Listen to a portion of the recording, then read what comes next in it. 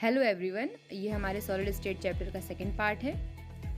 तो अब हम देखेंगे अपनी differences between crystalline and amorphous solid. तो ये जो टू टाइप्स ऑफ सॉलिड थी हमारी, इनमें डिफरेंस क्या है। तो सबसे पहले हमारा क्रिस्टलाइन सॉलिड। क्रिस्टलाइन सॉलिड क्या होता है, they have definite characteristics, geometrical shape, and amorphous solids they have irregular shape. तो क्रिस्टलाइन सॉलिड में क्या होता है, तो हम इसको स्ट्रक्चर से देखेंगे कैसे बनाएंगे अगर हम उसका स्ट्रक्चर। जैसे कि ये जो हमारा क्रिस्टलाइन सॉलिड का स्ट्रक्चर है,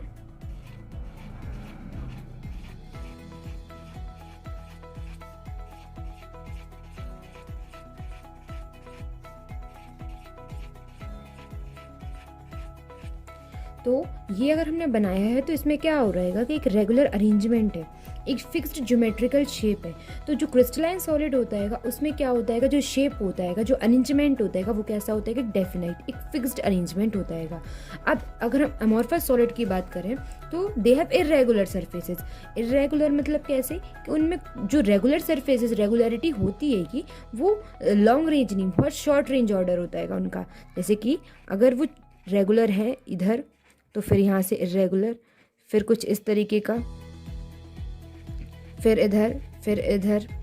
तो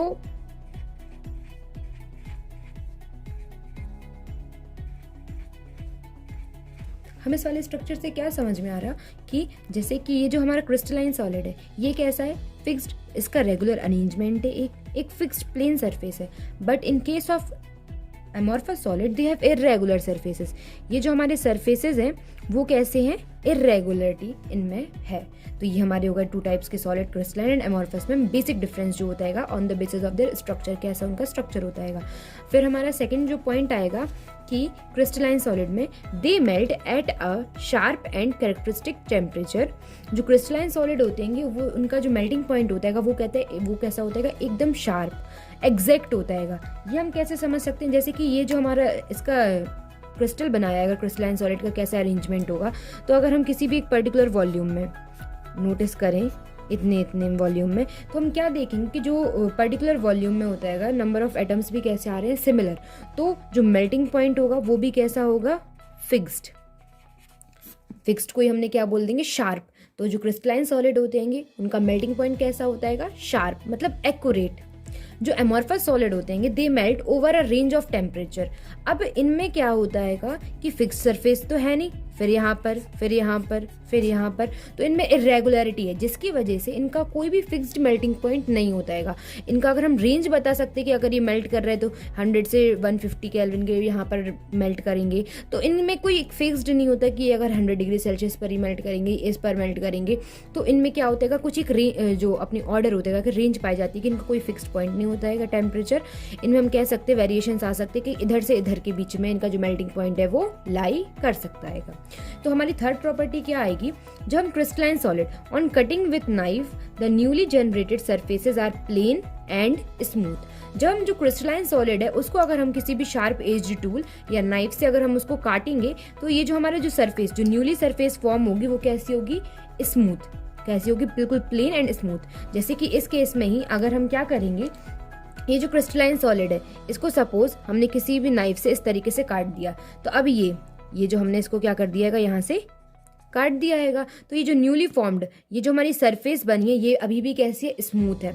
लेकिन अगर हम वही केस अमॉर्फस सॉलिड में करेंगे, इसको किसी एक शार्प एज टूल या नाइफ से काटेंगे तो they don't give regular surfaces with sharp edges. Suppose अगर हमने इसको नाइफ से इस तरीके से काट दिया तो क्या हमें इसमें रेगुलर सरफेसेस मिल रही हैं, नहीं, इसमें हमें इरेगुलरिटी मिल रही है, यहाँ पर, फिर ऊपर, फिर इस तरीके से। तो यही है हमारा डिफरेंस इसमें। क्रिस्टलाइन सॉलिड को जब हम किसी भी नाइफ से काटेंगे तो उनमें जो न्यू जनरेटेड सरफेस होंगे वो कैसे होंगे, प्लेन, स्मूथ होंगे।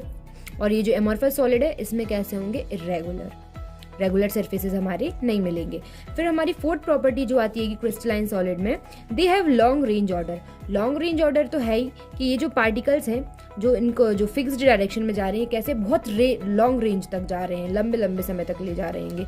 पार्टिकल्स बहुत सारे एक साथ हैं और सेम डायरेक्शन में जा रहे हैं। इस तरह अगर हम देखेंगे अपने अमॉर्फस सॉलिड में वही, तो ये कैसा होता है, they have short range order. जैसे कि ये है, अगर हम इतना वाला पोर्शन कंसिडर करके चलें तो ये अगर मान के चलेंगे तो ये क्या रेगुलर सर्फेसेस दे रहा है, but only for a short order, कुछ ही समय के लिए कुछ ही पार्टिकल जो हैं तो वो क्या हो रहे हैं, शॉर्ट रेंज ऑर्डर दे रहा है। उसके बाद अगर हम आगे बढ़ेंगे तो इसमें क्या आ जाती है कि इरेगुलरिटी आ जाती है। इसीलिए जो क्रिस्टलाइन सरफेसेस जो सॉलिड्स हैं वो हमारे कैसे हैंगे, लॉन्ग रेंज ऑर्डर देते हैंगे, और ये जो एमॉर्फस है ये शॉर्ट रेंज ऑर्डर। इसके बाद जो हमारी सबसे मेन प्रॉपर्टी आती है कि वो क्या होती है क्रिस्टलाइन सॉलिड में, they are anisotropic in nature. वो कैसे होते हैं नेचर में, जो क्रिस्टलाइन सॉलिड्स होते हैं कैसे होते हैं, एनाइसोट्रॉपिक इन नेचर। अब सबसे पहले क्वेश्चन अराइज होता है कि एनाइसोट्रॉपिक क्या होता है। तो जैसे कि अगर हम देखेंगे एनाइसोट्रॉपिक क्या होता है, एन आइसोट्रॉपिक। तो अभी हम देखेंगे कि ये जो हमारा एनाइसोट्रॉपिक है ये क्या होता है एक्चुअली। तो एनाइसोट्रॉपिक में हम जैसे क्या कह सकते हैं कि अगर हमने ये अपना क्रिस्टलाइन सॉलिड बनाया, क्रिस्टलाइन सॉलिड अगर हम अपना ये फॉर्म कर रहे हैं क्रिस्टलाइन सॉलिड इस तरीके से, तो क्रिस्टलाइन सॉलिड के जैसे एग्जांपल क्या होता है NaCl। NaCl हमारा क्रिस्टलाइन सॉलिड का एग्जांपल है। जो NaCl है वो क्या है, क्रिस्टल है। सपोज अगर हमने ये मान लिया कि ये अपनी कैटाइन है, इसके बीच में क्या रहेंगे, हमने एनाइन मान लिए। ये जो रेड कलर से डॉट जा रही है हमने क्या मान लिया, एनाइन, क्योंकि क्रिस्टल में तो कैटाइन एनाइन का ही होता है, अल्टरनेटिव फॉर्म में कॉम्प्लेक्स चलता रहता है। तो अब हम क्या देखेंगे, ये हमारा क्या बन गया, क्रिस्टलाइन सॉलिड, क्रिस्टल बना लिया है हमने किसी चीज़ का। तो अगर हम देखो इधर पर अपनी प्रॉपर्टी को जज करेंगे इस वाले एक्सेस में, इस वाले प्लेन में अगर हम प्रॉपर्टी देखेंगे तो यहाँ पर क्या है, cation A9, cation A9, cation A9, ऐसा ही यहीं पर भी होगा ना। तो यहाँ पर कोई भी जो अपनी प्रॉपर्टी होगी, सपोज हम अगर मान के चलेंगे रिफ्रैक्टिव इंडेक्स, तो इस वाले जो प्लेन में जो हमारा रिफ्रैक्टिव इंडेक्स होगा वो कैसा होगा, कुछ एक फिक्स्ड होगा। यहाँ पर कुछ एक रिफ्रैक्टिव इंडेक्स हमारा मिल जाएगा। बट अगर हमें रिफ्रैक्टिव इंडेक्स आगे चल के अगर हम इस डायरेक्शन में देखेंगे अपना रिफ्रैक्टिव इंडेक्स कुछ ऐसा, तो यहाँ पर रिफ्रैक्टिव इंडेक्स जो इस डायरेक्शन, इस प्लेन में जो रिफ्रैक्टिव इंडेक्स होगा अपना, वो उसकी वैल्यू कुछ और आएगी, क्योंकि यहाँ पर जो अरेंजमेंट में कैटाइन एनाइन, बट अगर हम ये वाली एक्सेस लेंगे तो यहाँ पर तो सिर्फ अपने कैटाइन ही कैटाइन आ रहे हैं, तो यहाँ पर कुछ अलग रिफ्रैक्टिव इंडेक्स आएगा। ऐसे ही सिमिलर केसेस अगर हमने यहाँ लिया तो यहाँ पर सिर्फ हमारे एनाइन ही एनाइन आ रहेंगे, तो यहाँ पर भी जो रिफ्रैक्टिव इंडेक्स की वैल्यू होगी वो कुछ डिफरेंट होगी।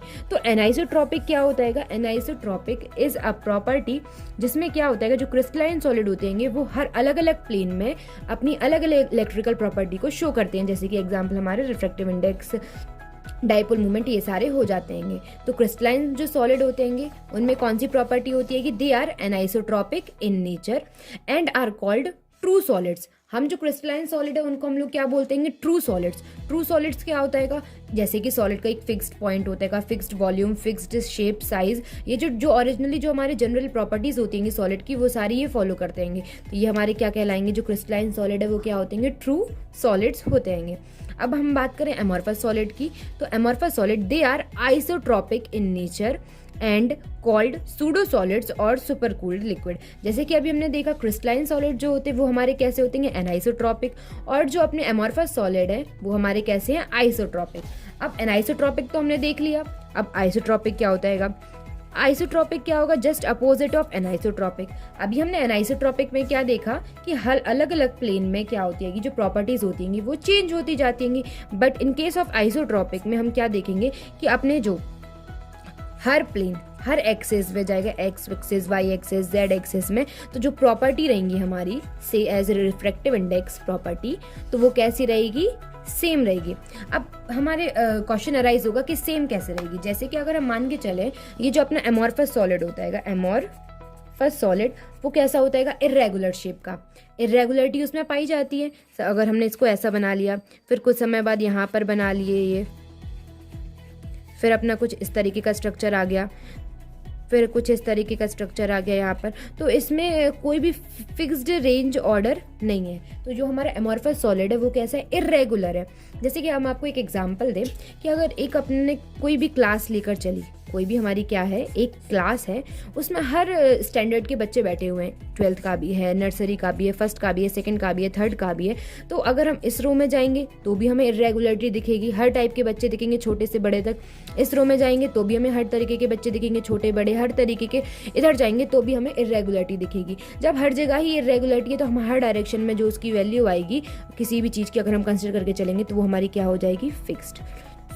तो मतलब ये तो सिर्फ समझने के लिए था। तो आइसोट्रॉपिक की जो प्रॉपर्टी होती है उसमें क्या है कि हर प्लेन, अपने हर एक्सेस में जो प्रॉपर्टी होती है रिफ्रैक्टिव इंडेक्स वगैरह की और सारी जितनी भी इलेक्ट्रिकल प्रॉपर्टीज़ होती हैं वो कैसे, उनकी जो वैल्यू आएगी वो कैसी रहेगी, सेम रहेगी, फिक्स्ड रहेगी। एनाइसोट्रॉपिक में यही प्रॉपर्टीज़ कैसी रहती हैं, डिफरेंट रहती हैं। तो ये हमारी हो गई एनाइसोट्रॉपिक एंड आइसोट्रॉपिक। ये बहुत बहुत इंपॉर्टेंट है, इनकी डेफिनेशंस बिल्कुल एग्जाम में आ सकती हैं, तो ये आपको बिल्कुल अच्छे से समझ में आनी चाहिए। इसके बाद हम आगे देखेंगे ये क्या होता है हमारे एमॉर्फस में। They are isotropic in nature and called pseudo solids और सुपर कूल्ड लिक्विड्स। अब जैसे कि हमने देखा था क्रिस्टलाइन अपना क्या था, ट्रू सॉलिड्स थे, लेकिन जो एमॉर्फस है वो हमारे कैसे हैं, सूडो सॉलिड्स और सुपर कूल्ड लिक्विड।